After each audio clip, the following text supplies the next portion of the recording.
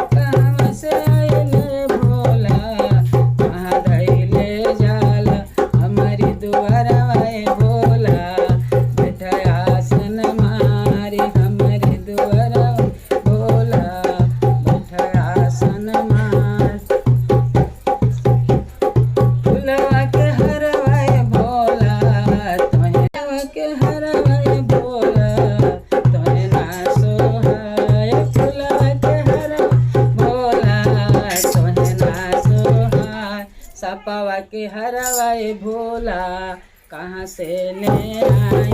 सपावा के हरवाए भोला कहाँ से ले आई। सपावा के हरवाए भोला कहाँ से ले आई। कहाँ से अइले भोला कहाँ गइले जाला। हमारे दुआरवाए भोला बैठा आसन मार। हमारे दुआरवाए भोला बैठा आसन मार। हमारे दुआरवाए भोला बैठा आसन मार। बोलो शंकर भगवान की जय। शंकर भगवान के 15 तारीख और 26 जनवरी के इनका जन्मदिन है। शिवरात्रि। जनवरी खत्म, फरवरी चालू।